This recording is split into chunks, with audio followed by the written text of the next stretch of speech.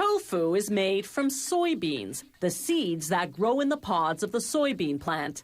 They contain 40% protein, more than double the protein in beef or fish. They start by soaking the soybeans in cold water for 18 to 24 hours, depending on the season. In winter, beans are stored in outdoor silos and take time to warm to room temperature. Here's what the beans look like before and after soaking. As they absorb the water, they double in size and soften up a bit.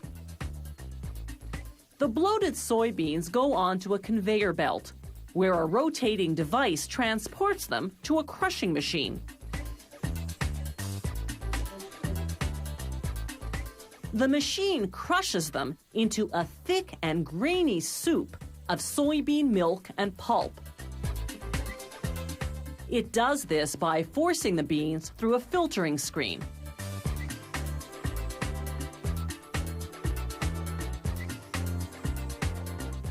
Next, they transform the soup into a paste by heating it in a steam cooker for 3 to 4 minutes.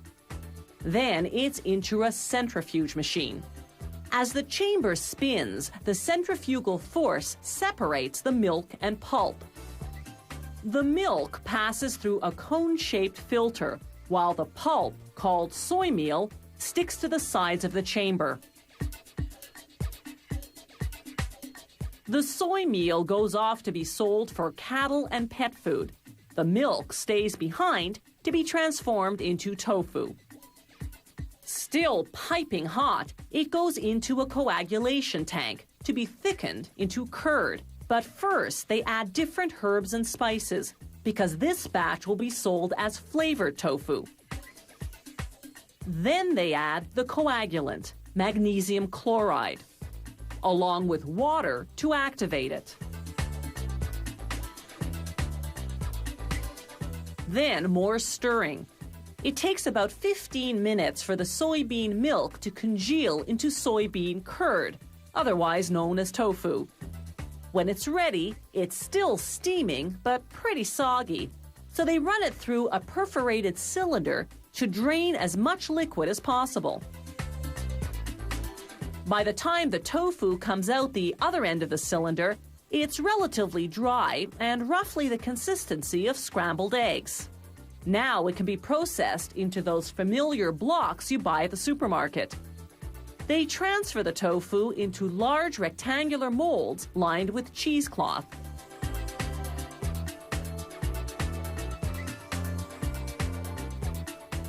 Then it's into a press that applies 59 kilograms of pressure. This squeezes out most of the remaining liquid and molds the lumpy, loose tofu into a firm rectangular block measuring 38 by 74 centimeters. They cut the block lengthwise and widthwise into 54 blocks of 300 grams each. Tofu itself is pretty tasteless, but like a sponge, it absorbs the flavor of whatever it comes into contact with. They drench this batch in a spicy marinade to make jalapeno-flavored tofu. After verifying the weight of each block, they package the tofu with a sprinkle of spices for garnish. Then, to kill off any bacteria, the blocks go into a pasteurizer at 110 degrees Celsius for an hour. When they come out, they drop into a cooling basin, into water just above freezing temperature. They stay submerged for about an hour. Tofu comes either pre-flavored or plain. It also comes in different textures. Firm tofu maintains its shape in soups and stir-fries, while soft tofu and silken tofu are ideal for blended dishes and desserts.